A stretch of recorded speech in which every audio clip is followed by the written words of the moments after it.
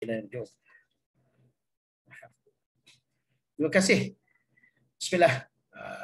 Assalamualaikum warahmatullahi wabarakatuh. Qadarallahu ma syaa fa'al.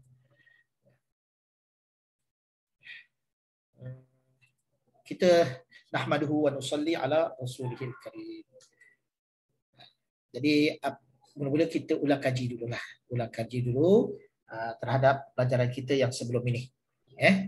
Pelajaran kita yang sebelum ini yang terakhir adalah pada tarikh 2 bulan. Kuliah kita yang kedua tarikh dia 16 bulan. Kuliah yang pertama pada 15 itu Selasa malam Rabu malam Khamis tu 16 bulan. Kemudian ada sahabat bertanya kepada saya tentang kuliah pada hari Khamis malam Jumaat. Ustaz, kalau saya ikuti situ saja pun boleh. Memadai insya-Allah untuk peringkat permulaan. Cuma ustaz-ustaz mengajar benda yang sama ke?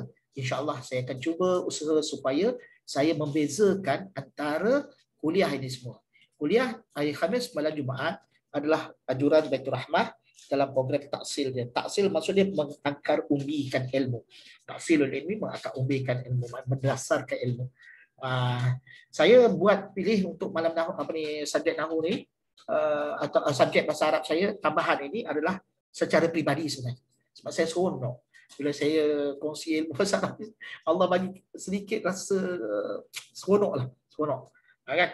Menyebabkan saya membaca, menyebabkan saya melihat balik buku-buku lama. Hampir belasan tahun saya tak pegang kitab Arab. Tapi alhamdulillah Allah SWT masih berkekalkan saya di saki-baki yang ada tu. Saki-baki itulah yang saya nak cuba hidupkan balik. Ilmu ni bila kita belajar dia akan hidup. Baik. Kemudian yang hari Khamis malam Jumaat, insya-Allah saya akan cuba usahakan dia berbeza dengan hari Sabtu malam Ahad, dan Sabtu Ahad malam Isnin juga berbeza daripada Sabtu malam Ahad. So dia bukan benda yang sama. Bukan benda yang sama. Contoh dia hari Sabtu malam Ahad saya planning dia akan berkait dengan tata bahasa, nahwu, sorof. Sebab kalau kita belajar bahasa Arab, tak belajar nahwu, tak belajar sorof, macam burung nak terbang tak ada bulu. Lepas tu kalau tak belajar langsung, belajar dia kalau tak ada nahwu, tak ada sorof tu, kita belajar apa? Kita belajar bahasa percakapan saja, kita menghafal perkataan-perkataan, sembang. Dia ibarat dia macam mana? Kita tak tahu betul ke salah yang kita sebut. Minta maaf. Kalau radio Aikim tu, kalau saya dengar dulu yang Arab tu ada perempuan tu, saya tak nak sebut nama. Dulu saya suka dengar kata berita daripada radio Aikim. Tapi kemudiannya saya jadi rasa macam marah pun ada, rasa kecewa pun ada, sebab Aikim ambil orang yang macam tu untuk baca berita dia. Jadi dia bercakap bukan dalam bahasa Fusahah. Sepatutnya diketengahkan bahasa Fusahah. Tak apalah tapi saya jadi tak suka. Saya jadi tak suka kepada dengar bahasa Ammi. Jadi kalau kita tak belajar nahwu dan sorof, kelemahannya sedikitlah sebab program taksil tu sekali seminggu. Saya pernah kendalikan dulu dalam setahun lebih nak sudahkan dengan PKP dan tak PKP dan sebagainya. Dari segi jadualnya sebenarnya setahun lebih sikit ya. Jadi sampai dekat dengan 2 tahun. Kita hanya perempuan dari segi nahwu saja. Kepincangan dia dekat situ adalah ilmu sorof. Dan memang wajar seminggu sekali kan. Kalau saya bagikan minggu pertama mufradat, vocab, minggu kedua nahwu, minggu ketiga sorof, minggu keempat muhadatsah, tak bila habis. Tapi alhamdulillah sempat kami menghabiskan matan Ajurrumiyah. Jadi saya buat macam mana? Sekarang ni siapa yang ikuti dalam program taksil, sangat bagus bagi saya, memadai insya-Allah untuk dia faham secara dasarnya apa yang diperlukan. Tapi 1 jam saya kena fight situ sorof sikit, situ mufradat sikit, situ nahwu sikit. Tawakkal ala Allah. Kalau ambil dekat situ saja pun bagi saya insya-Allah dapat ilmu tu. Tetapi kalau dia tambah pada saya Sabtu malam Ahad, saya bercita-cita Sabtu apa yang saya rancang macam sekali nota ni, Sabtu malam Ahad saya akan ambil grammar dulu. Saya akan ambil grammar sorof. Ahad malam Isnin saya akan ambil dalam bentuk apa? Mufradat. Kita akan baca buku, tujuan dia apa? Kita nak tambah kalimah. Sama ada saya ambil daripada perkataan Al-Quran atau saya ambil dalam bentuk nusus, nas, teks. Kita ambil yang ringan-ringan. Contohlah, kita ambil buku muhadatsah, perbualan. Daripada situ kita akan dapat perbualan. Daripada situ kita akan dapat kalimah-kalimah baru. Selain daripada waktu Ahad malam Isnin, saya boleh gunakan untuk praktiskan nahwu sorof yang kita belajar setiap hari Sabtu malam Ahad tu. Kan? Doa lah, doa. Mudah-mudahan saya dapat laksanakan perkara ini dengan sebaik mungkin. Jadi kalau sahabat-sahabat yang ada dekat taksil tu, dia boleh tumpang ilmu pada Sabtu malam Ahad, dia boleh tumpang hari Ahad malam Isnin, nanti Minggu Khamis, kalau dia ini dah belajar, tapi kitab insya-Allah saya akan guna lain. Contoh hari taksil saya pakai durus lughatil arabiyah, durusul lughatil arabiyah li ghairi natiqina biha. Kitab tu bagus. Ini Abu Asma cadangkan pada saya. Saya fikir nak guna buku lain, tapi bila dia fikir-fikir bagus juga kita guna buku tu. Cuma dia ada 5 level, 5 kitab. Kitab satu dulu lah. Kan? Kitab nombor 1 dulu. Jadi kitab nombor 1 tu dia dekat situ memang basic betul lah. Kalau orang yang dah belajar, alah boring lah, tak apa, dia ulang. Besok kalau belajar metod buku tu, apa kebaikannya, nanti dia boleh ajar orang lain. Saya tak ada apa-apa kepentingan saya cuma nak lihat bahasa Arab ini dia jadi satu bahasa ibunda kita. Sebenarnya bahasa ibunda orang Islam adalah bahasa Arab. Malah saya pula lah kan, Ustaz bahasa Melayu lah, bahasa ibunda Ustaz. Saya kata as a Muslim, bahasa Arab adalah bahasa ibunda kita. Kita kena bangga bila kita belajar bahasa Arab. Kita kena bangga bila kita cakap bahasa Arab. Ada sahabat seorang, dia tulis saya dekat mesej, dekat grup tu, dia tulis bahasa Ami. Saya tak berapa setuju. Saya anti sikit kalau Amiyah. Tapi kadang-kadang cakap juga lah dengan orang Arab. Baik, seterusnya. Tak nak saya mengamal banyak. Cuma saya nak beritahu, siapa ikuti program taksil hari Khamis malam Jumaat, dia tak rugi. Setidak-tidaknya dia ulang balik. Kalau dia nak berpada di kuliah tu pun boleh juga. Tapi kalau dia tambah hari Sabtu malam Ahad, dia akan dapat grammar tu lebih banyak sikit. Hari Ahad malam Isnin, dia akan dapat mufradat lebih banyak sikit. InsyaAllah saya akan beza-bezakan. Baik. Kemudian setiap kuliah saya siarkan di Facebook supaya yang tak sempat dengan kuota dia kecil ke week dan sebagainya, dia boleh tengok kat Facebook, dan begitu juga saya upload dekat YouTube, boleh manfaatkan dekat sana insya-Allah. Cuma saya selalu sekarang ni saya upload dia. Saya tak sempat tajuk ke apa, kadang-kadang letak apa yang Zoom berikan tajuk tu, itulah saya upload. Saya tak sempat nak edit dan sebagainya. Baik, seterusnya apa yang kita nak muzakarah adalah ilmu bahasa Arab yang sangat penting sebelum ni. Ini kuliah yang pertama. Nanti kalau dah ke depan, saya tak ulang dah yang muka kuliah 1, kuliah 2. Ini kuliah ketiga, wajarlah untuk kuliah pertama, kuliah kedua. Tapi saya cuba lagi insya-Allah. Kemudian saya nak beritahulah, jika saya terlajak, saya janji saja, jika saya terlajak, maaflah saya. Tapi sahabat-sahabat kalau ada keperluan mengantuk dan sebagainya, nak sambung secara rekaman, silakan. Tapi insya-Allah saya cuba sedaya upaya untuk selesaikan mengikut jadual kita insya-Allah. Saya pun penat juga. Ilmu bahasa yang sangat penting. Ahamu sangat penting. Ilmu. Al-lughah bahasa. Kita kata ilmu bahasa Arab. Ambil daripada alif lam. Al-lughatul arabiyyah, ulumul lughatil arabiyyah. Ahamu ulumul lughatil arabiyyah, ahamu ulumul lughatil arabiyyah ataupun ahamu ulumul lughah. Ilmu bahasa Arab yang penting lah. Pertama sekali kita kata bahasa, kalau kita kata bahasa Arab ini, al-lughah bermaksud bahasa Arab. Dia ada 2 cabang perkaitan. Satu, sama ada bahasa Arab itu berkait dengan perkataan tunggal atau berkait dengan ayat. Kalau berkait dengan perkataan tunggal, satu-satu kalimah, maka jika kita nak tengok kepada tajuk makna dia, kita nak tahu makna dia, ilmu kita guna ilmu perkamusan. Ustaz, ilmu kamus pun nak kena belajar. Memang tak pandai buka kamus, pening, lambat dapat kalimah kan satu-satu. Dia kena belajar cara macam mana nak dapatkan makna bagi kalimah tersebut. Memang kena belajar. Baik. Seterusnya, yang berkait dengan ilmu perkata satu-satu ni adalah berkait dengan bentuk perkataan tu. Maka ilmunya adalah ilmu saraf yang akan kita guna pakai. Tengok ini sebelah ini berkait dengan kalimah demi kalimah. Tak ada perkaitan antara satu kalimah dengan satu kalimah yang lain. Tapi apabila perkataan tersebut lebih daripada satu kalimah, mana kita susun, maka dia akan menjadi ayat. Kalau ilmu yang kita perlukan, jika kalimah telah digabungkan di antara satu sama lain, kalau dikata membentuk ayat, maka ilmu jika berkait dengan maknanya, makna ayat tu apa dia bagi, maka kita kena guna ilmu balaghah. Sedangkan kalau sekiranya kita nak tengok bentuk gabungan perkataan itu, bentuknya, mabani, pattern dia, maka kita kena guna ilmu nahwu. Baik, cuba tengok, selalu saya katakan, selalunya ramai orang belajar ilmu nahwu, ilmu saraf, dia tak tahu di side mana sebenarnya ilmu tu dia perlukan. Adakah dia tak faham? Memang usahkan orang lain. Saya macam tu juga, tuan. Dia tak tahu bahawa ilmu saraf apabila diperlukan oleh dia apabila hanya yang berkait dengan perkataan tunggal. Manakala ayat berkait dengan ayat, dia perlukan ilmu nahwu. Kita tengok dekat sini ada dua kompartmen, dua bahagian yang berbeza. Satu berkait dengan ayat, satu berkait dengan kalimah. Ini boleh rujuk dalam kuliah saya sebelum ini. Kemudian kita sebut juga perbezaan antara ilmu nahwu dan ilmu saraf. Ilmu saraf, kita kata perkata satu-satu kan. Dia adalah ilmu yang membincangkan kalimah ketika mana belum berada dalam ayat. Kalau dah duduk dalam ayat tu macam mana Ustaz? Yalah, kalau kalimah satu, kita ambil kalimah yang kedua. Maka dia akan jadi kalimah campur kalimah, dia dah jadi ayat. Contoh, ana, saya.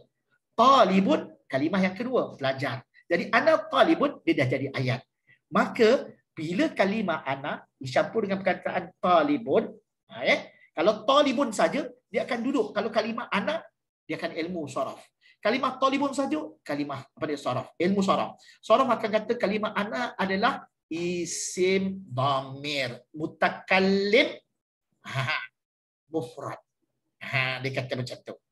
Jadi satu-satu. Tapi perkataan yang kedua pula, talibun. Ini sirah isim fa'il. Daripada talaba yatlubu. Talib. Isim apa dia? Matlubun. Itu bincang satu-satu tu. Tak ambil kira gabungan ana dengan talib, maka dia adalah ilmu saraf. Di sinilah letaknya ilmu i'rab, al-i'rabu. Analisis duduk kat sini. Baik, ilmu nahwu yang perkataan satu, dua, apa ni tunggal tu, kita campur-campur paling minimal dua, mesti dua. Contoh dia ana talibun. Ana talibun tadi, ana tu campur dengan talibun, maka ilmu yang kita nak kena guna adalah ilmu nahwu. Sebab kita akan membincangkan soal perkaitan kalimah pertama ana dengan kalimah yang kedua talib. Apa kaitan di antara kedua ni? Maka kita akan kata ana adalah mubtada, talibun adalah khabar. Ana berada fi mahalli raf'in dan sebagai mubtada, manakala talibun adalah marfu'un khabarun. Itu cerita tentang nahwu. Baik, seterusnya ini dah saya sebut. Memang saya tekankan macam mana sulitnya kalau tuan-tuan belajar ke depan, minggu depan ilmu saraf, sabar. Tak faham tak jadi masalah. Boleh bincang dalam grup. Okey, seterusnya bahasa Arab itu terbina. Yang ni kita dah bincang malam di program taksil pun. Cuma saya nak tanya lah sahabat-sahabat sekarang. Ada yang tak datang atau ada yang tak dapat hadir di program taksil ke? Taksil ilmi hari Khamis malam Jumaat. Ada tak? Ke semua hadir? Siapa yang tak hadir boleh ke beritahu? Semua hadir ya? Okey. Kalau tak hadir boleh tengok dalam apa ni? Dalam rakaman insya-Allah. Baik, kita dah bincang benda ni. Jadi saya akan teruslah. Perkataan Arab ni tuan-tuan, apapun kalimah dia, apapun kalimah dia, apapun kalimah dia. Ini ada siapa buat ni? Syafiqah kata dia. Siapa ni Syafiqah ni? Maaf ya, tolong tolong buat apa ni. Baik. Bahasa Arab tu kalimah dia, kita buka Quran, kita buka surat khabar bahasa Arab, kita buka kitab apa pun, maka kita akan jumpa 3 kategori kalimah. Kalimah ni perkataan lah. 3 kategori kalimah. Sama ada ia merupakan kata nama, kalimah nama, ataupun kalimah yang menunjukkan perbuatan, ataupun yang bukan nama, bukan pula perbuatan, yang kita sebutkan sebagai huruf. Jadi kalau nama disebut isim, kalau perbuatan disebut fi'il, kalau huruf disebut, kalau yang bukan isim, bukan fi'il, disebut sebagai haraf. Baik, contoh macam dekat sinilah. Pada perkataan a'udzubillahi minasyaitonirrajim, saya berikan contoh dekat sini, syaitan, a'udzu dan bin. Seterusnya kita tengok mengesan kategori kalimah ada 2 cara. Satu melalui makna, satu melalui tanda. Boleh ke siapa yang tergores ni tolong buangkan? Sekejap ya. Saya boleh buang. Okey, saya boleh buang. Baik. Okey, mengesan kategori kalimah ada dua bentuk. Satu dalam bentuk makna, satu lagi dalam bentuk tanda. Baik. Apa yang kita bincang pada pertemuan yang sebelum ni, iaitu kita nak buat pengecaman, kita nak tahu, nak cam, nak kesan tiga kategori tersebut berdasarkan makna. Kalau makna menunjukkan nama, tak kira orang ke binatang tumbuhan, semua isim. Kalau perbuatan, fi'il. Kalau bukan dua-dua tu, dia adalah haraf. Baik, ini yang kita bincangkan sikit dari sudut isim apa dia, fi'il apa dia, huruf apa dia. Baik, nanti kita akan bincang juga kali ini dalam pertemuan yang akan datang. Ini adalah gambaran kepada kalau kita belajar ilmu nahwu, inilah dia tuan-tuan. Tak ada yang lain. Buka kitab apa pun, inilah asas dan teras yang kita akan belajar. Dan ini juga yang membentuk kefahaman tuan-tuan dan membentuk kemahiran tuan-tuan dalam bahasa Arab. Yang tuan-tuan nak boleh baca bercakap Arab fasih, inilah juga asasnya. Yang tuan-tuan nak boleh baca kitab tanpa baris, inilah juga asasnya gambarannya. Dan kalau tuan-tuan nak nak bersembang, nak baca kitab, inilah juga asasnya. Tuan-tuan nak faham Quran, inilah juga bentuk gambaran pembelajaran tuan-tuan. Baik, seterusnya kuliah hari ini. Bismillahirrahmanirrahim. Kita buka. Saya sebut tadi bahawa kalau kita nak cam kategori kalimah Arab, tuan-tuan kena jawab gini ya, sama ada isim atau fi'il atau huruf. Itu saja. Cara dia satu melalui makna dah settle. Hari ini kita nak belajar tentang nak cam, nak kesan melalui tanda. Kitab yang akan kita guna adalah kitab ilmu nahwu, iaitu kitab Ajurrumiyah. Jadi kitab ni selalu orang sebut Ajurrumiyah. Boleh juga kod bahasa Melayu. Tapi kalau kod Arab, kalau orang Arab dia akan sebut Ajurrumiyah. Payah terbelit-belit. Ni sabdu pada ra. Ni ya ni nisbah pula. Jadi Ajurrum. Payahlah Ustaz. Tak apa. Lama-lama kita biasakan, dia jadi mudah insya-Allah. Dan selalu saya tekankan kalau belajar biar sebut betul daripada awal. Jangan sebut salah. Bila dah salah dah jadi kebiasaan, tak betul kemudian susah. Sebut Ibnu Ajurrum. Kitab Ajurrumiyah. Jadi lama kelamaan. Memang senang kita sebut Ajurrumiyah. Tapi yang sebenarnya adalah kita sebut Ajurrumiyah. Kitab ini adalah kitab yang sangat masyhur. Pergilah dekat mana pun, khasnya kalau belajar pondok, pergi pondok akan ada kitab ini. Dan kitab ni Ajurrumiyah, kalau untuk guru mengajar pondok kadang-kadang 2 tahun, 3 tahun perbahasan dia. Tapi muka surat dia dalam berapa muka suratnya? 20 muka surat lebih ya. Sebahagian pondok sekarang ni dia tak nak mengajar dah kitab ni. Sebab apa? Sebab payah. Sebenarnya dia tak payah. Macam mana pula Ustaz? Kalau senang, tentulah mudah. Sebab dia ringkas. Bila ringkas, nak kena rujuk banyak bagi menjelaskan word by word. Dia. Nanti kita tengok. Baik. Ini adalah kitab permulaan. Memang, kalau pergi negara Arab, kalau pergi ke Mekah, pergi ke Madinah, kalau tuan-tuan berkesempatan duduk dalam halqah-halqah ilmu, ada yang belajar bahasa Arab. Memang ada. Kadang-kadang saya memang, kalau saya pergi sana, saya cek yang hadis ke, tafsir ke, memang saya cek yang lain lah. Ni saya tak boleh untuk baca kitab. Kitab ni adalah untuk permulaan. Orang Arab sendiri, dalam sistem pengajian di Masjidil Haram, Masjid Nabawi, memang kitab ni. Bahkan di universiti sebahagiannya guna kitab ni. Okey. Dia ringkas. Memang orang pandang sebelah ya, tapi sebelah tu yang menyebabkan pening kepala kalau tak pandai. Baik, kita tengok siapa dia. Satu saya minta supaya bila orang tanya tuan-tuan, kitab apa belajar ilmu nahwu? Sebut kitab Al-Ajurrumiyah. Al-Ajurrumiyah. Jadi kita tahu nama kitab. Sedikit pengenalan kita kena tahulah siapa pengarang kitab Ajurrumiyah. Kan kitab Al-Ajurrumiyah ini pengarangnya adalah Ibnu Ajurrum. Sebab tu dia jadi Al-Ajurrumiyah. Nisbah kepada berkaitan dengan Ibnu Ajurrum. Ya. Orang panggil juga Imam As-Sanhaji. Nama lengkap dia adalah Abu Abdillah Muhammad bin Daud As-Sanhaji. Kalau dekat Arab ni, dia kata Al-Imamul Amil. Imam lah yang beramal. Maknanya suka dengan melakukan amalan. Bahrul Ulum, lautan ilmu. Kemudian Abu Abdillah. Ini orang panggil kunyah. Macam saya, Abu Nibras. Orang tanya saya, Ustaz, Abu Nibras ni macam pelik dengan Ustaz. Saya suka dan saya guna Abu Nibras ni sebelum saya kahwin. Masa saya pergi ke Jordan. Lepas tu, Arab pun pelik. Dia bukan pelik apa? Apa hal aku pilih nama Nibras ni? Tuan-tuan tahu apa maksud Nibras? Nibras bermaksud lampu. Jadi lampu. Jadi tak payahlah saya buat nama saya kan. Lampu. Dia tafaul dipanggil.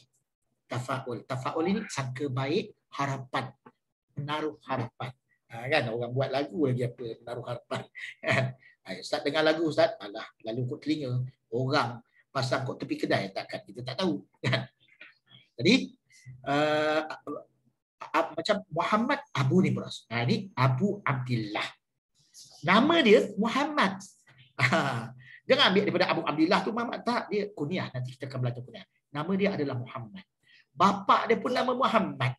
Atuk dia nama Daud. Dekat sini Arab tak ada. Dekat ni saya ambil yang Melayu, saya tulis Daud.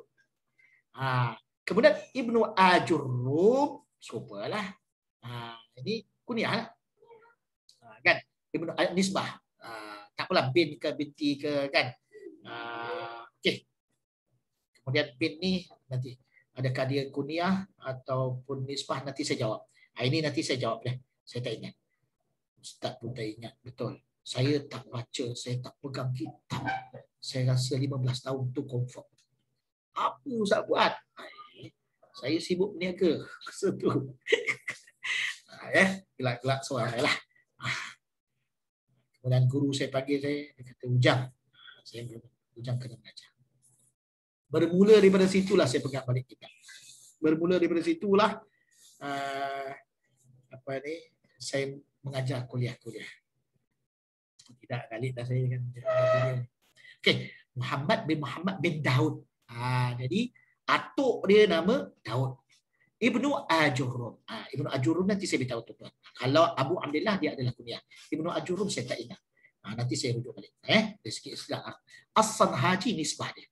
Orang sebut juga Imam As-Sanhaji. Imam As-Sanhaji. Jadi, tak payahlah saya baca ke Arab, saya baca ke Melayu ya. Lahir di Fas. Fas ni dekat Morocco lah, Maghribi.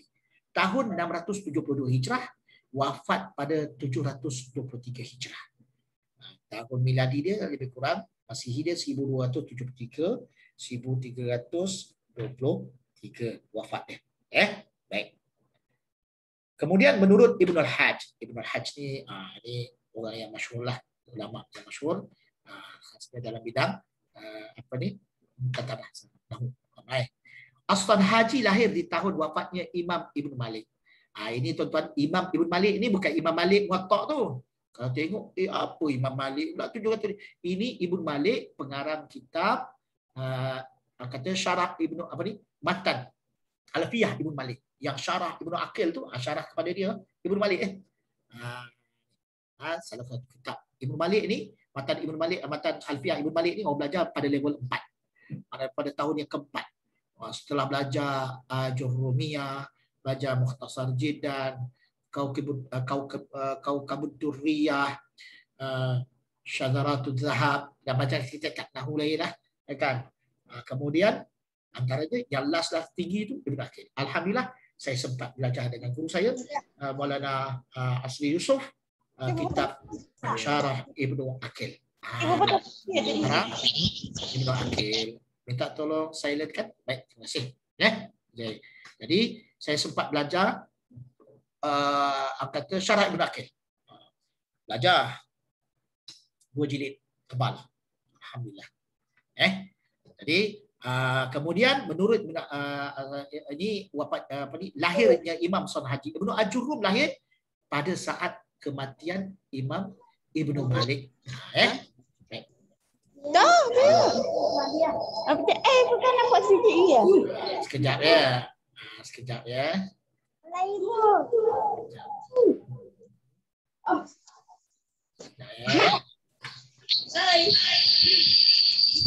Sama masa ni. Okey. Baik. Terima kasih. Tak perasan semua. Baik, seterusnya. Tadi apa?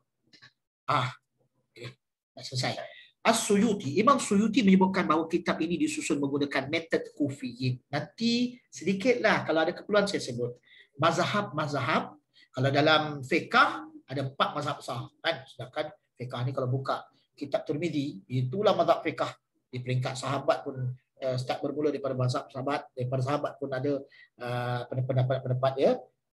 Kemudian kalau dalam masalah ini ilmu nahwu ni kita ada mazhab Kufiyin, kita ada mazhab Basriyin. Jadi Imam Suyuti menyebutkan bahawa Ibnu Ajurrum menggunakan metod Kufiyin, mazhab Ahlul Kufah dalam bahasa Arab. Sedikit je beza dia. Contoh, dia menggunakan lafaz khafat. Wal khafdu, dia kata dia dalam awal-awal kitab dia. Dia tak sebut wal jarru, sedangkan jar dan khafat adalah benda yang sama.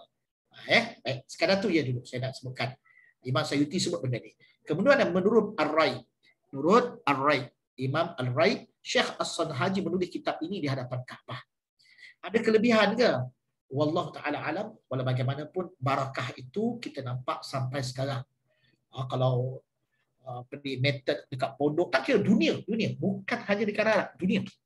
Kalau pergi ke mana pun, selagi ada orang Islam, ada orang belajar bahasa Arab, mesti akan belajar kitab Ajurrumiyah ini. Matan Ajurrumiyah.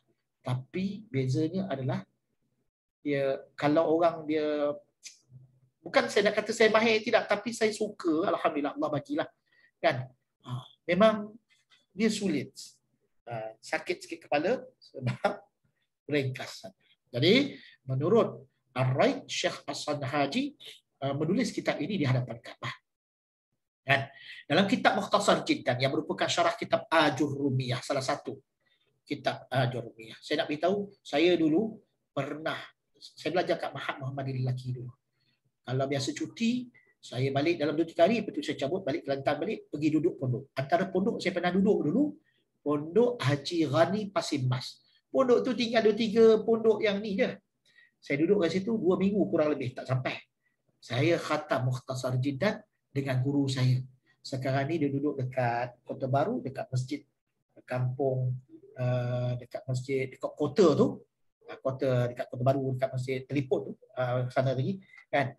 Kalau dia masuk ke dalam sikit, di situ dia Haji Abdul Ghani ni, kalau siapa yang kesempatan pergi belajar dengan dia, dia cukup mahir dalam bab ilmu faraid, guru saya.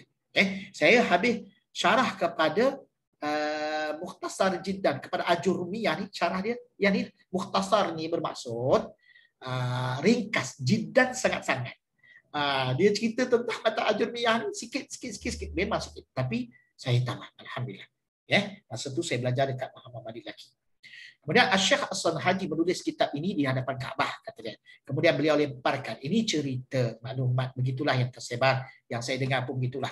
Macam mana bila dah selesai dia bila dah selesai dia mengajar, bila dah selesai dia tulis kitab Ajurrumiyah ni, apa dia buat? Dia pergi tepi ini. Guru saya ada cerita benda ni. Maulana Asli pun ada sebut benda ni. Dia kata apa? Dia kata Syekh As-Sanhaji bila dah selesai tulis kitab Ajurrumiyah, dia nak tahu dia tulis kitab ini dengan seikhlas hati dia ke atau ada matlamat lain. Orang zaman dulu dia ialah sama ada dia menulis kitab macam sekarang juga, ada menulis, tak salah benda tu untuk dapatkan, boleh jual, boleh itu, boleh ini sebagainya lah, tak salah benda tu, bukan berarti jual ilmu, tidak. Tetapi Syekh Sanhaji ni dia nak buat pertimbangan, adakah ada unsur-unsur selain daripada lillah. Maka dia pergi tepi sungai, dia kata apa? Sebelum lempar tu dia kata, jikalau kitab ini dibuat atas dasar keikhlasan dan mengharapkan redha Allah, maka bukan tak basah, yang disebut bahasa yang disebut tu adalah masa saya belajar, dia kata dia ikat buku tu dengan batu. Kemudian dia nak campak, dia sebut jika kitab ini benar ikhlas kerana Allah, maka timbulkan dia. Dia pun balik, timbul buku, maka dia ambil. Itulah dia. Itulah dia. Kan? Ceritanya, hikayatnya begitu. Boleh jadi. Wallahu ta'ala alam. Tapi ini adalah di antara maqalah pertuturan guru-guru kita. Dan kalau orang Arab, kalau dia nak sebut kisah asal kepada kitab ini, itulah yang juga akan dihikayatkan. Kan? Baik. Kemudian kitab Nifis ini tidak lekang dari pujian para ulama. Tujuan apa sebenarnya Ustaz nak cerita dia begini? Kenapa saya sebut kitab Ajurrumiyah? Sebab kitab ini dah semakin tidak diajar di pondok-pondok. Itulah menjadi masalah sekarang. Sekolah Arab memang sama kelah lah. Kan? Baik. Mungkin mereka memilih satu pendekatan yang lain lah. Tak apa. Bagus. Kan? Baik. Hakikatnya kitab ini terus mendapat pujian para ulama. Memang. Kalau ulama-ulama dulu, antaranya Ibnu Ya'lam menyebutkan kitab ini adalah sebuah muqaddimah, pendahuluan yang diberkati dalam karangan ilmu nahwu. Ia memiliki sasaran yang dekat, mudah dihafal dan faham. Betul, tuan-tuan. Nak hafal, nak faham nahwu, guna kitab ni, hafal kitab Matan Ajurrumiyah, memang akan kuasai dengan baik insya-Allah. Sebab senang. Nanti saya sebut antara sifat-sifat dia, kan? Keistimewaan kitab ini. Sebab tu orang belajar. Walaupun orang tahu ini adalah mubtadi'in. Contohlah Syekh Al-Utsaimin. Syekh Al-Utsaimin, dia tulis kitab, bukan dia ramai lagi. Bahkan dia mengajar kitab ni, boleh cari dekat internet. Boleh cari dekat internet. Kan? Baik. Walau bagaimanapun, Ibnu Ya'lam menyebutkan kitab ini adalah sebuah mukadimah yang diberkati dalam karangan ilmu nahwu. Ia memiliki saran yang dekat, mudah difaham dan dihafal dan difaham, serta memiliki banyak manfaat para pemula beginner lah, orang yang baru mula-mula nak belajar ilmu nahwu. Kan? As-Sanhaji mengarangnya dengan ditulis oleh anak ini.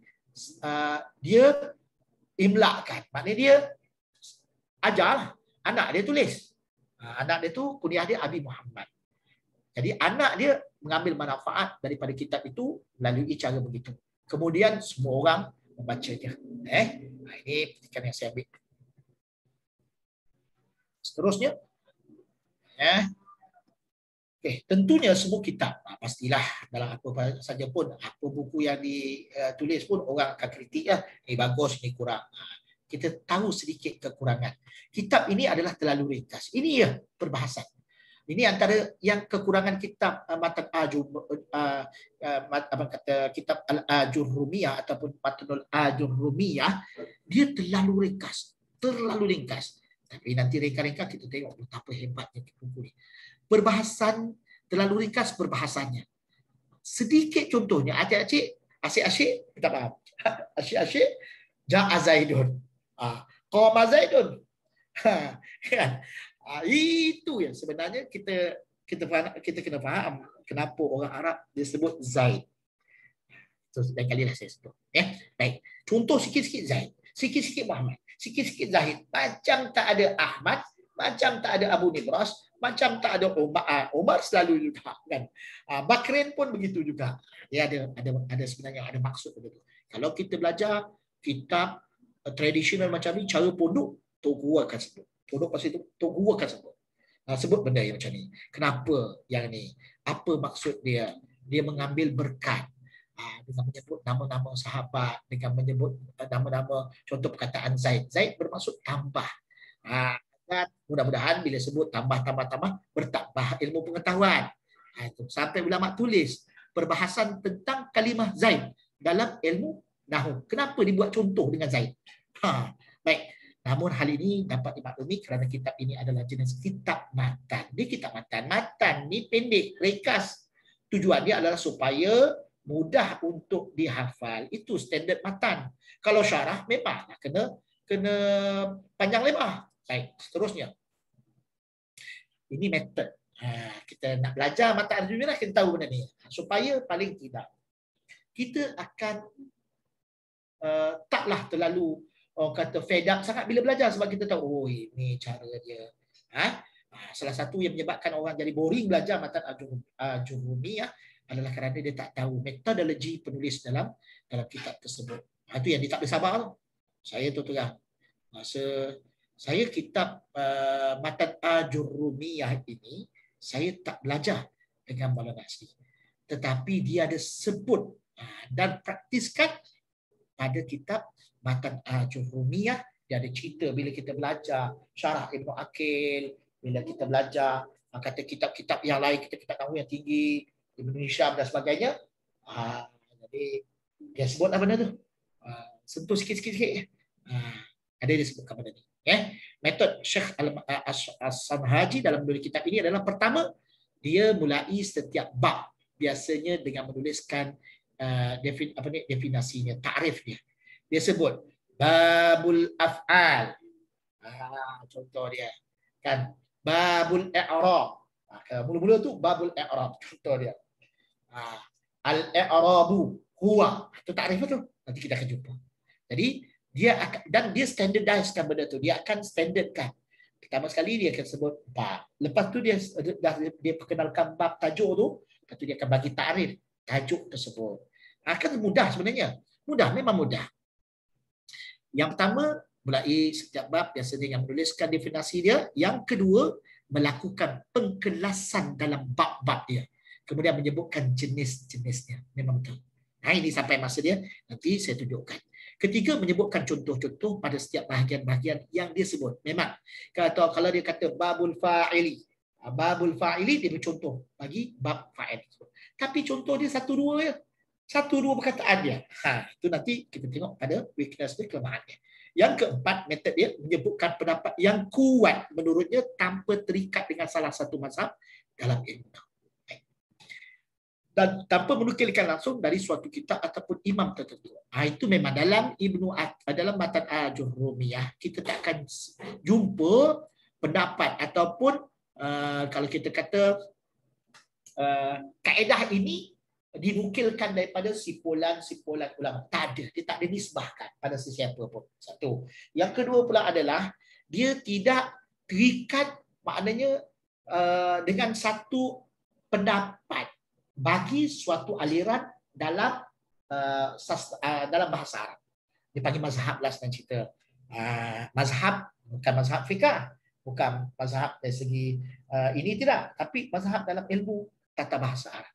Dia tak terikat. Ini. Kemudian kita tengok seterusnya. Saya cuba nak kejar. 5. Tidak. Perkara yang kelima, metode dia tidak sebut sama sekali muqaddimah. Mana ada muqaddimah? Qala al-muallifu rahimahullahu ta'ala al-kalamu. Dia tak sebut pun. Alhamdulillahirabbil alamin wassalatu wassalamu ala Rasulillah. Kalau tengok dalam kitab, kalau tak salah saya, dia tak ada bismillah. Kan, wallahu taala alam, tapi kalau setakat yang saya jumpa tak ada perkataan bismillah. Wallahu alam. Kan? Mungkin wallahu alam lah, saya tak nak kaitkan dengan ini. Kalau saya salah tolong maklumkan kepada saya. Tapi setakat yang saya tengok dia tak ada bismillahirrahmanirrahim al-kalamu huwa. Kalau ada mungkin daripada tambahan penciptaan. Wallahu taala alam. Baik.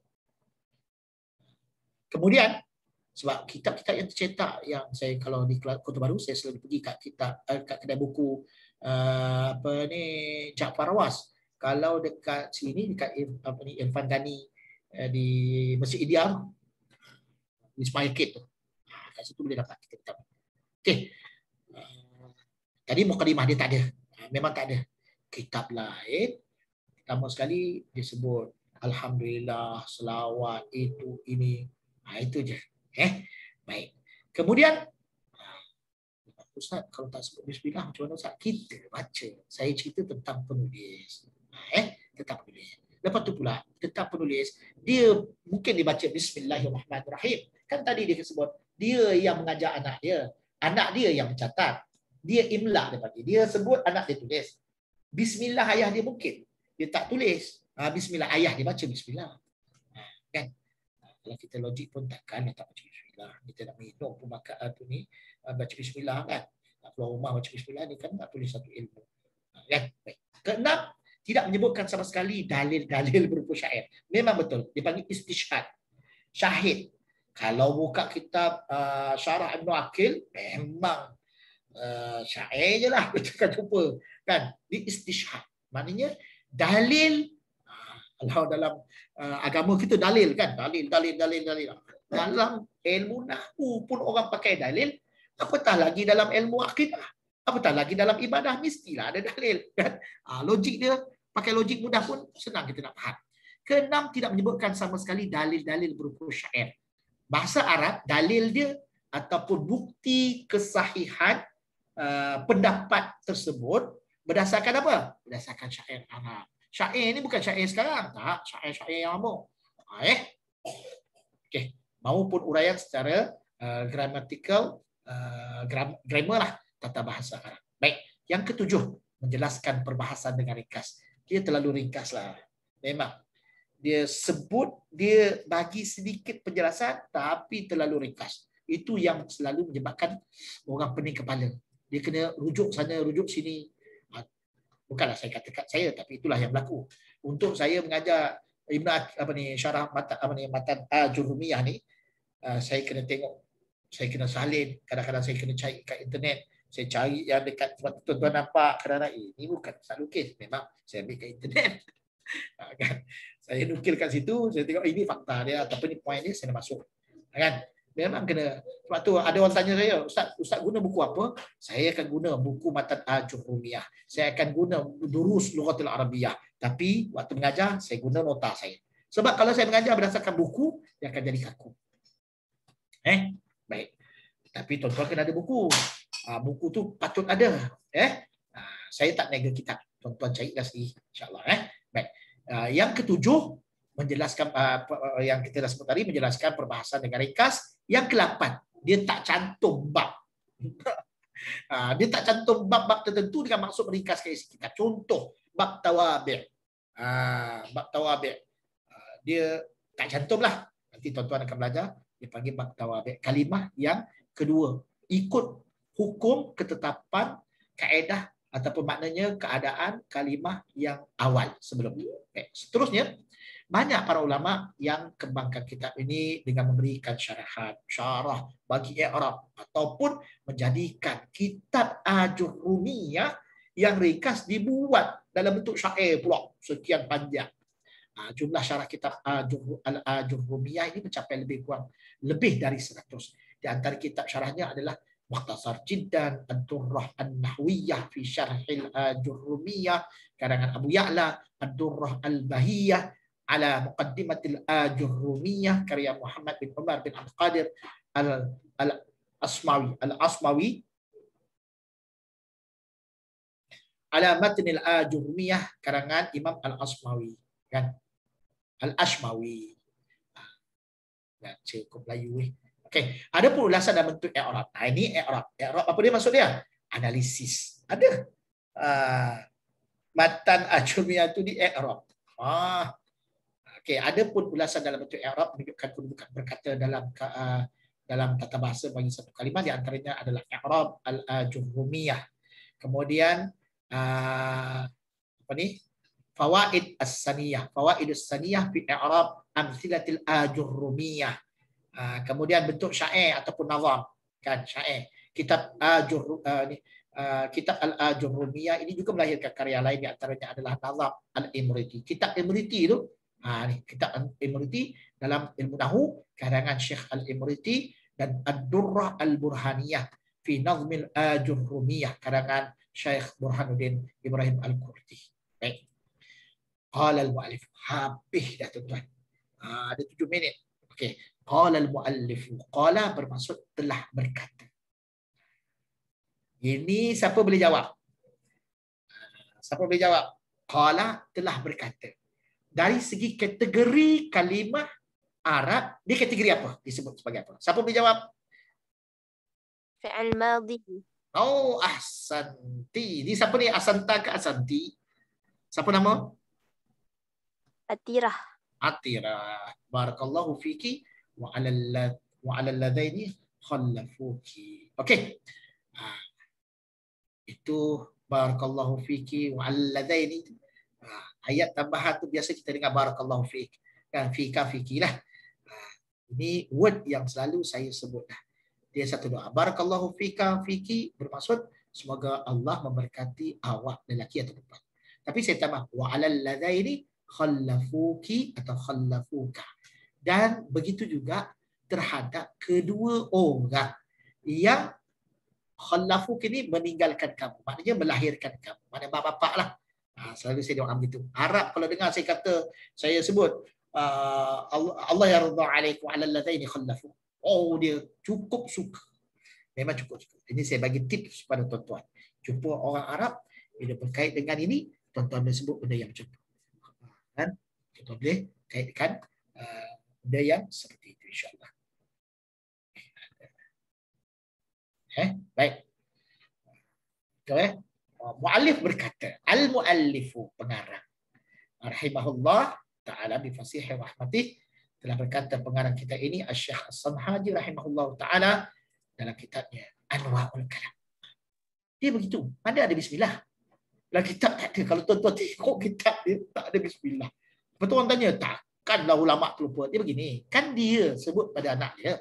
Dia mengajar pada anak dia. Jadi mungkin dia kata bismillahirrahmanirrahim. Anak dia tak dengar apa ataupun dengar. Anak dia nak catat kontennya.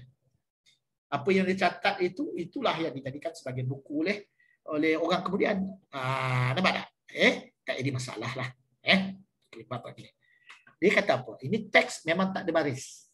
Saya tadi cuba nak bagi baris. Biarlah, saya kata ambil yang tak ada baris tu. Sebab nak belajar bahasa Arab kan. Saya baca dulu. Anwa'ul kalami. Anwa'ul kalami. Tak dan Ustaz nak bubuh baris. Tak apa. Saya baca, nanti tuan-tuan repeat balik. Bubuh baris kemudian. Atau dapatkan kitab dia yang siap berbaris. Anwa'ul kalami. Al-kalamu huwa al-lafzul murakkabul mufidu bil wad'i wa aksamuhu thalathatun ismun wa fi'lun wa harfun ja'a li ma'nan. Ini kena baca macam tu. Wa harfun ja'a li ma'nan. Ini kena baca wa harfun ja'a li ma'nan. Wa harfun ja'a li ma'nan. Ya. Wa harfun ja'a li ma'nan. Kena baca serta. Jangan wa harfun ja'a li ma'nan. Ada orang baca wa harfun ja'a li ma'nan. Saya tak berkenan dengan cara baca macam tu. Dia akan mencacatkan sikit makna yang nak diberi bagi harf. Tak apa. Falismu, nanti saya terangkan kenapa kita kena baca wa harfun ja'a li ma'nan. Jangan baca dengan ismun wa fi'lun wa harfun ja'a li ma'nan. Sebab dia akan jadi sifat kepada perkataan isim nanti. Ja'a. Setiap jumlah fi'liyah yang datang selepas, yang tersebut selepas isim nakirah, dia di-i'rab sebagai sifat. Sebab tu kita terjemah dengan isim dan fi'il dan huruf yang datang dengan memberikan makna. Jadi yang datang ni siapa dia? Ada makna isim ke fi'il, dia akan keliru kat situ. Jadi lebih baik awal lagi kita sebut ismun wa fi'lun wa harfun ja'a li ma'nan. Falismu, maka isim itu. Falismu. Ni dulu. Saya baca ya dulu. Yu'rafu bil khafdi. Ini menunjukkan bahawa Imam Ibnu Al-Jurrum dia pilih pendapat Kufiyin. Kalau Basriyin dia akan pakai bil jar. Bil khafdi. Wat tanwini wa dukhulil alifi wal lam wa hurufil khafdi wa hiya min wa ila wa an wa ala wa fi wa rubba wa al-ba'u wa al-kafu wa al-lamu wa huruful qasami wa hiya al-wawu wa al-ba'u wa at-ta'u. Okay. Kalau dengar, kenapa Ustaz tak baca min wa ila wa an wa ala wa fi? Baca biasa. Sekarang ni saya nak mengajar tuan-tuan, saya baca pisah-pisah sebab waw itu adalah huruf ataf. Dia bermaksud dan. Jadi ila, min, dan, ila, dan, an, dan, ala, dan, fi, dan, rubah. Itu saya ajar tuan-tuan. Baik. Kalau tuan-tuan mengajar siapa saja pun besok, gunakan cara begini. Baik. Seterusnya, wal fi'lu yu'rafu biqad was-sini wal fi'lu yu'rafu biqad wa as-sini wa saufa wa ta'ut ta'nisi as-sakinati wal harfu ma la yasluhu ma'ahu dalilul ismi wala dalilul fi'li. Baik, kita dah settle baca. Kita ambil sikit anwa'ul kalam. Ya, disebut anwa'ul kalam. Okey. Kemudian kita kata al-kalam. Ini kita ambil balik, pecah satu-satu. Saya baca dulu. Anwa'ul kalam, al-kalam huwa al-lafzul murakkabul mufidu bil wad'i. Dan apa terjemahan dia? Kategori kalam, kalam bicara adalah lafaz yang tersusun, yang difahami dan dengan sengaja dituturkan. Ini adalah terjemahan kepada al-lafzu al-murakkab al-mufid bil wad'i. Kalau dari segi terjemahan, saya cuba untuk menyamakan dari segi tulisan. Okey. Kalau sempat saya buatlah, kalau tak sempat saya tak buat. Okey, wa aktsaruhu thalathatun ismun wa fi'lun wa harfun ja'a li ma'na. Nampak tak? Saya buat. Okey, kemudian dan pembahagian kalam ada 3. Pembahagian kalam ada 3. Isim, fi'il dan huruf yang memiliki arti, iaitu memiliki makna. Semua nanti saya akan insya-Allah saya akan jelaskan. Saya akan detailkan. Falismu kita ambil dulu word ni. Yu'rafu bil khafdi wa tanwin wa nukhil al alifain wa hurufil khafdi, macam yang tadi saya dah baca. Isim itu boleh dikenali dengan tanda khafat. Khafat bermaksud tanda jar. Apa beza khafat dengan jar, Ustaz? Sama je, berbaris di bawah. Tetapi khafat orang Kufah sebut. Orang Basrah sebut apa? Jar. Basrah dengan Kufah ni dekat mana? Dekat Iraq. Dekat Iraq. Isim kita boleh tahu dengan tanda baris bawah, tanwin, ada alif lam di awal kalimah dan ada huruf yang menyebabkan kalimah selepasnya berbaris di bawah. Dia panggil huruf khafat. Saya lanjut dulu. Huruf khafat adalah min, ila, an, ala, fi, rubba, al-ba, ba, al-kaf, kaf, lam, huruf qasam, waw, ba, ta. Okay, khafat itu saya terjemahkan dekat sini. Kemudian saya nak laju ya. Kalau min bermaksud daripada, ila ke, an dari ataupun tentang, ala atas, fi pada ataupun di, rubba jarang-jarang, ataupun banyak, tengok keadaan, bi dengan, bismillahirrahmanirrahim, bi, bi itu bermaksud dengan, kaf seperti, kamathali, kaf, kaqaulika, kaf seperti, lam untuk, dan huruf qasam huruf sumpah itu ta bawang. Contohnya wal asri. Baik. Seterusnya wal fi'lu yu'afu biqad, sin, saufa dan ta ta'nis. Fi'il itu dikenali dengan adanya qad. Maksud qad apa dia? Sesungguhnya. Qad kana lakum, sesungguhnya. Penegasan. Qad yakunu, kadang-kadang. Qad itu dia akan beri makna sesungguhnya atau kadang-kadang. Tengok pada perkataan selanjutnya. Okey, sin. Makna sin apa? Akan. Saufa akan atau lambat laun kelak. Ini semua insya-Allah saya akan detailkan. Kemudian ta ta'nis sakinah, ta ta'nis, ta menunjukkan female, menunjukkan kalimat itu adalah perempuan atau betina, minta maaf, memang digunakan perkataan itu. Sama ada dia betina ataupun macam ayam, betina lah kan, tumbuhan. Betul kalau orang perempuan lah. As-sakinah yang mati. Baik. Huruf ma la yasluhu ma'ahu dalilul fi'li wala dalilul fi'li. Okey, apa maksud dia? Huruf adalah kalimah yang tidak boleh diletakkan tanda isim dan tidak juga boleh diletakkan tanda fi'il. Iaitu tidak memenuhi ciri-ciri isim dan fi'il. Dia bukan isim. Dia juga tidak fi'il. Baik. Kemudian saya sebut sekali lagi, inilah dia dalam bentuk yang sebutan yang tuan-tuan tengok semua tadi dekat awal, bila kita pecah-pecahkan dia jadi macam ni. Ini matan Jurrumiyah fin Nahwi. Muhammad bin Daud As-Sanhaji, Abu Abdillah, lahir di Fas tahun 672, wafat 723. Baik, al-kalam. Dia lafaz murakab mufid bil wada'i. Pembahagian kalam dia ada isim, fi'il, huruf. Bawah isim ni tanda dia khafat, tanwin, ada alif lam, huruf khafat, mim dan seterusnya. Begitu juga dengan tanda dia adalah apa ni, huruf qasam. Fi'il ada qad, sin, sawfa, ta, ta'nis. Huruf ma la yasluhu ma'ahu dalilul ismi wala dalilul fi'li. Huruf ini adalah yang tak ada kaitan, yang tak ada kata petunjuk sebagai isim, tak ada petunjuk sebagai fi'il, maka dia adalah kategori huruf. Baik, yang ini akan memerlukan masa untuk perbincangan. Saya akan bincang pada kalau besok insya-Allah, tapi besok saya lebih suka untuk praktis. Saya nak baca kalimah. Jadi tuan-tuan ada kaedah yang tuan-tuan belajar pada malam ni. Nahwu, sorof kita ambil hari Sabtu, malam Ahad insya-Allah. Sabtu malam Ahad. Supaya apa? Kalau kita nak kejar mufradat macam hari program taksir, saya memang kena kejar. Kena bagi 3. Satu, ulang kaji yang lama. Yang kedua, sentuh sikit mufradat dan kaedah. Sebab kalau saya tak bagi kaedah, andai kata ada sahabat yang cuma bergantung kepada program taksil, maka dia akan tertinggal. Kesian. Jadi, katalah dia ada halangan nak ikut-ikut. Apa sajalah. Tapi saya harap supaya 3 kelas ni, kalau ikhwah dapat teruskan, sangat bagus insya-Allah. Ya. Ini peluang kepada sahabat-sahabat untuk belajar daripada awal. Bagi tahu kawan-kawan yang lain, ajak kawan-kawan lain, baru kuliah yang ketiga. Kalau dalam kuliah yang banyak tu biasa orang melepek sikitlah, kan.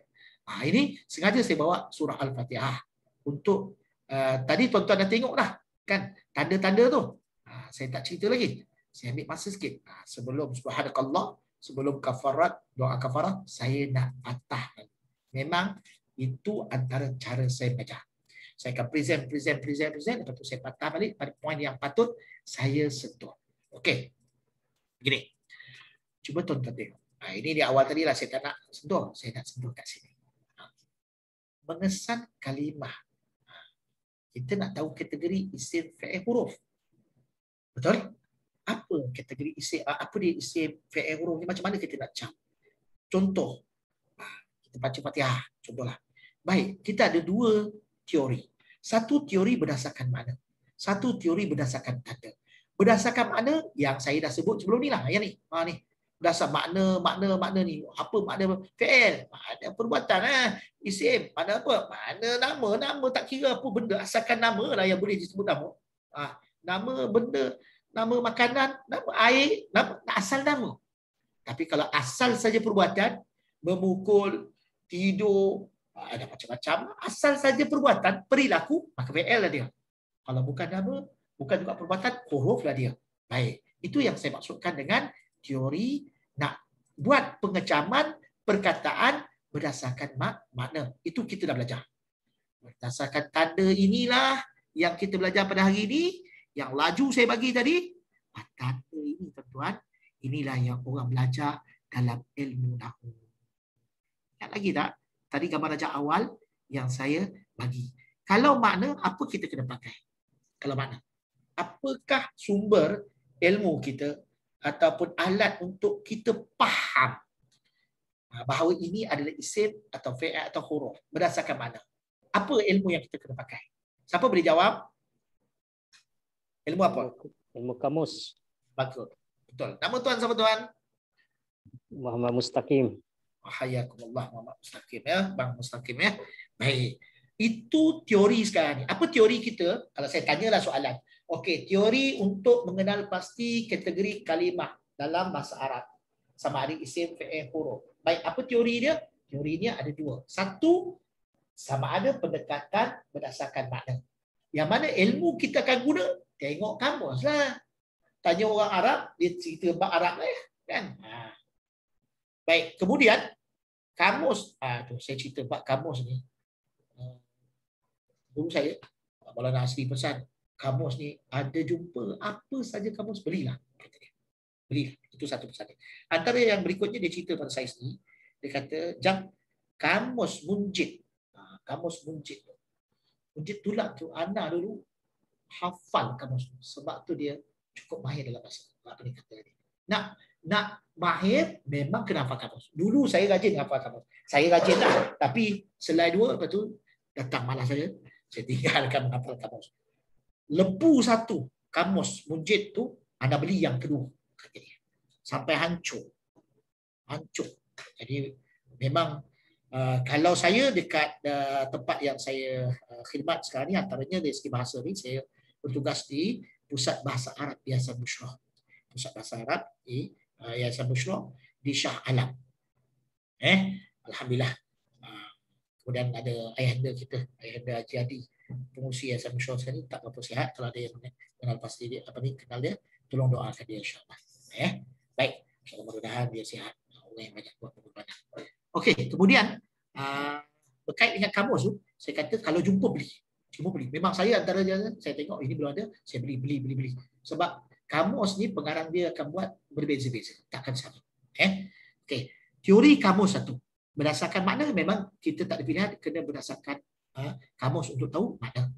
Teori yang kedua adalah berdasarkan tanda. Untuk tanda ni lah orang belajar ilmu nahwu. Jadi teori tanda kita mulakan pelajaran kita pada malam ini, iaitu ilmu nahwu. Kita nak kenal pasti itulah, ini isim, ini fi'il, ini huruf. Kalau kitab nahwu lain, contoh dia kitab Al-Mulakhas. Kitab Mulakhas fil Qawaid Al-Arabiyyah. Kitab Mulakhas. Saya ada satu kitab yang diterjemahkan sangat bagus. Kitab itu adalah terjemahan kepada kitab Mulakhas Qawaid Al-Lughat Al-Arabiyyah. Panduan lengkap belajar bahasa Arab otodidak. Dia sebenarnya terjemahan daripada kitab Mulakhas. Dia tak ada detail sangat bab kalam, tak ada. Setiap kitab nahwu dia akan berbeza-beza. Tapi istimewanya matan Ajurumiyah, tadi saya sebut antara keistimewaan matan Ajurumiyah, kitab Ajurumiyah ini adalah dia bukan sekadar ringkas tetapi uslub, pendekatan dia susun. Mula-mula dia bincang, engkau kalau nak tahu bab isim fi'il huruf ni, sebelum daripada kau tahu benda tu, ambil pot benda tu, kau kena tahu dulu. Yang kau nak bincang isim fi'il huruf ni, dia berkait dengan bicara. Bicara, kalam. Kalam Arabiyah. Suara. Suara itu digambarkan dengan tulisan. Sebab tu dipanggil saut. Nanti kita akan belajar takrifnya. Jadi selepas dia bincang tentang yang menjadi punca timbulnya isim fi'il huruf, apa puncanya? Sebab berdasarkan kepada percakapan. Percakapan orang Arab. Orang Arab cakap. Bila dia dengar, kalau tulisan belum tentu lagi. Sebab itu nanti kita dalam takrif dia kata al-kalam huwa al-lafzu. Dia mesti dalam bentuk format lafaz. Kalau dalam bentuk tulisan, itu bukan kalam. Lepas tu kita akan jumpa istilah kalam, kalim, kalimah. Itu pula. Jadi mula-mula dia cakap tentang nak tahu isim fi'il huruf ni, pecahan tiga itu sebenarnya daripada kalam. Kalam itu adalah gambaran terhadap lafaz. Dan seterusnya nanti saya cerita. Lepas al-kalamu wal lafzul murakkabu al-mufidu bil wada'i. Wal lafzu al-murakkabul mufidu bil wada'i. Dia cerita tentang ini dia maksud yang dikatakan kalam. Wa aksamuhu, dia terus beritahu yang kalam kamu faham tadi? Bahagian dia ada 3 kategori. Isim, fi'il, huruf. Lepas tu dia cerita tentang tanda bagi setiap satu tu. Falismu yu'rafu bitanwin. Isim dulu. Lepas tu diperkenalkan dengan fi'il. Lepas tu tentang huruf. Kemudian masuk pula bab yang lain. Babul i'rab. Al-i'rabu huwa. Betapa kalau orang dia faham metod penulis kitab Ajurumiyah ni memang dia seronok. Dan saya rasa kemanisan. Saya rasa seronok. Kan? Memang seronok. Lepas tu susun dia tertib. Satu. Sebab itulah orang Arab, walaupun ringkas, dengan banyak ditulis kitab nahwu cukup banyak. Disyarahkan cukup banyak. Syarah kepada Ajurumiyah ni lah. Asasnya adalah kitab ini. Sebab husnul tartibiha.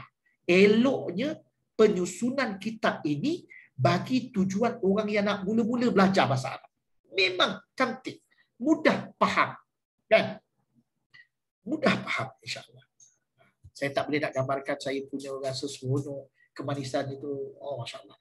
Tapi saya harap insya-Allah saya boleh transfer rasa itu sikit-sikit. Mudah-mudahan Allah SWT bagilah kongsikan rasa tersebut kepada kita semua, insya-Allah. Sudah lajak sampai 10.15. Saya tak dapat nak tambah lagi. Besok kita sambung insya-Allah. Tapi malam besok saya tengah susun, insya-Allah. Saya nak tekan kepada praktis. Apa yang kita belajar teori je malam ni, kita guna pakai malam besok. Malam besok setiap hari Ahad praktis untuk hari Sabtu. Hari Sabtu gitu. Jadi kalau saya letak macam sekali memang tak sempat. Macam di taksil tu saya terpaksa bagi 3. Ulang balik yang lama sebut sikit dalam 10-15 minit, masuk yang baru dalam kata 20 minit, lepas tu baki itu barulah kepada kaedah. Kena buat juga. Kalau tak buat macam tu saya rasa kesian sahabat-sahabat yang lain. Tak tahu, wallahu taala alam. Saya cuba buat dulu yang terbaik insya-Allah juga kepada sahabat-sahabat. Tapi kalau Sabtu malam Ahad, cuma saya ada kuliah. Ada ketikanya saya ada kuliah lah. Tapi sekarang ni PKP belum lagi ada kuliah dan insya-Allah sampai masanya kita bincang nanti. Sekian dahulu untuk pertemuan malam ini. Terima kasih kepada semua sahabat-sahabat yang hadir, yang menjayakan saya kata pertemuan pada malam inilah. Sebenarnya saya bersyukur pada Allah Subhanahu Wa Taala kerana Allah Subhanahu Wa Taala bagi kesempatan kepada saya untuk sampaikan, kongsikan ilmu ini kepada semua sahabat-sahabat. Ustaz, ada soalan? Ya. Tadi Ustaz cakap pasal kamus ya. Ya. Itu kamus tu jenis apa? Arab ke, Arab Melayu ke, Melayu Arab ke, Arab Inggeris atau Inggeris Arab? Kalau guru saya pesan selagi kita jumpa kamus, beli. Itu yang tu. Yang kedua, kalau kita beli, Ustaz, saya Arab baru dah belajar ICPM huruf. Kalau beli kamus Arab, naik semangat kita nak tambah kata Arab. Dia Arab ke Arab, kita akan faham apabila kita nak guna kamus Arab ke Arab. Arab ni tuan-tuan, contoh perkataan. Kita Melayu duduk kan? Kataan kita Melayu duduk. Tapi Arab dia ada jalasa, duduk. Qa'ada, duduk. Lepas tu tarabba', duduk juga. Tapi duduk jenis macam mana? Macam kalau orang Kelantan lah. Kalau orang Kelantan duduk cokoh, kata orang. Dia duduk apa lagi? Gambaran duduk. Kalau Melayu, bahasa Malaysia kita duduk, tapi sifat duduk tu macam-macam. Macam mana? Arab, setiap satu perkataan, walaupun dia ada sinonim dia, tetapi dia menggambarkan perbezaan. So kita nak tahu benda tu daripada mana? Kalau kita cari kamus Melayu, takkan jumpa sangat benda tu. So kita cari kamus Arab. Kita cari kamus Arab. Itu tujuannya. Itu tujuannya. Okey, kemudian Melayu, contoh, saya daripada masa saya belajar dulu dengan Maulana Nasir di Darul Kausar, saya beli, saya guna kalau masa Mak Ahmad Madi saya beli Mahmud Yunus. Kan? Mahmud Yunus. Ustaz, nipis sangat Ustaz. Sekarang ni orang guna semua terjemahan baru Ustaz. Betul. Dan saya dimaklumkan bahawa Profesor Mahmud Yunus, keluarga dia selepas meninggal almarhum ni tak bagi peluang benda tu. Dan Maulana Nasir dia sebut benda ni. Dia kata bila orang tanya dia kata tak mau. Family tak mau sebab nak mengekalkan keaslian kamus tu. Baik, dari sudut keaslian betul, keaslian asal. Tapi apa manfaat kepada kita pengguna? Siapa yang nak tahu terjemahan fi'il, beli kamus tu, guna kamus tu. Sebab dia akan beritahu telah, dia dua, mereka, dia akan beritahu pada kamus tu. Tapi ringkaslah, tapi sesuai lah. Kalau saya dulu mereka awal saya pakai kamus tu, saya pun boring juga bahasa lama ni kan, yang kita dah dapat kaedah nahwu saraf, maka saya beli dan sampai sekarang saya kalau di PBA tu Pusat Bahasa Arab Yayasan Bushra Al-Shah Alam, saya syaratkan bahkan saya usahakan alhamdulillah yayasan dengan sumbangan infak kepada masyarakat, pelajar-pelajar sana, pelajar-pelajar tahfiz kan, pelajar-pelajar tahfiz yang dah selesai hafaz Quran dan sebagainya, dia belajar bahasa Arab, alhamdulillah saya bukan bagilah setakat ni kita pakai guna lah. Setiap pelajar dia akan ada satu kamus tu. Walaupun daripada hari mula-mula dia datang, dia dah dapat kamus tu. Walaupun dia tak tahu cara guna macam mana. Sebab kamus itu adalah kamus Al-Munawwir. Kamus Al-Munawwir. Kamus ni sekali yang sebelum ni saya belum beli, second pun orang agaknya Saya beli masa tu ada dekat markas tabligh Siptalik, kedai buku kat situ. Kadang-kadang ada jual kamus ni. Itu saya pergi dah, habis dah. Ada orang jual RM120, mustakmal, dah guna. Saya beli. Masa tu memang saya perlukan kamus tu, saya beli. RM120. Kalau harga dekat Indonesia dalam sekitar RM50 je, RM60 je. Tapi tak apalah, orang tu dia dah berniaga untuk dia, kos dia dan sebagainya kan. Tapi kalau kamus dan kamus Al-Munawwir, kamus Munawwir itu adalah di antara kamus yang kerap kali dan selalu digunakan oleh para penterjemah. Sebab bahasa dia bahasa moden.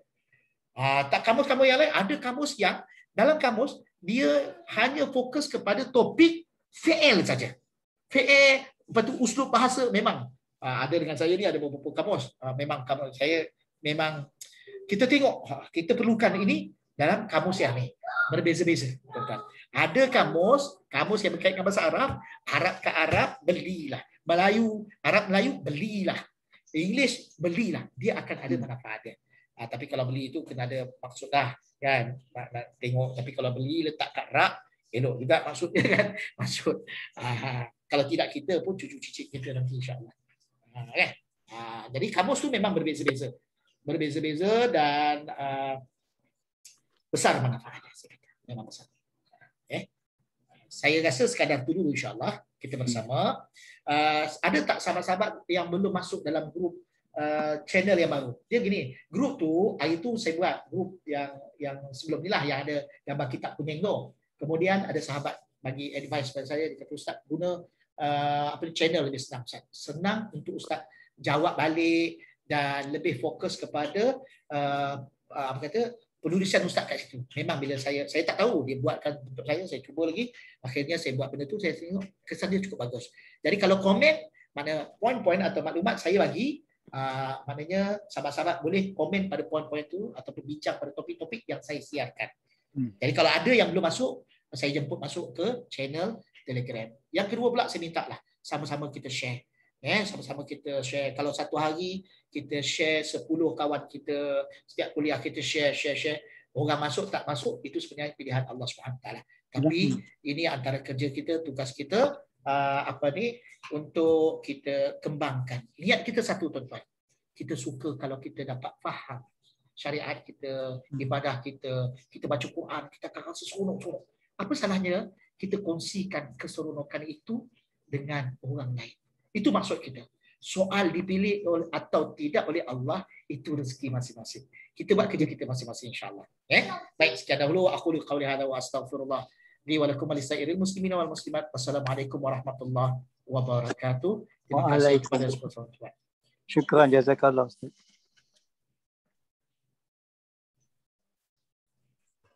Terima kasih Ustaz.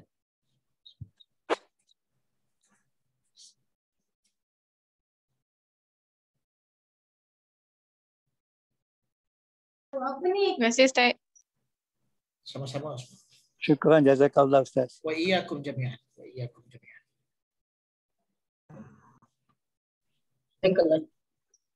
Jazakallah Ustaz. Jazakallah Ustaz. Wa iyyakum jami'an insyaallah. Siru. Jazakallah Ustaz. Barakallahu fikum jami'an. Wa 'alal ladaini khallafukum. Waalaikumsalam. Barakallahu fiik Ustaz. Wa iyyakum jami'an. Wa 'alal ladaini khallafukum.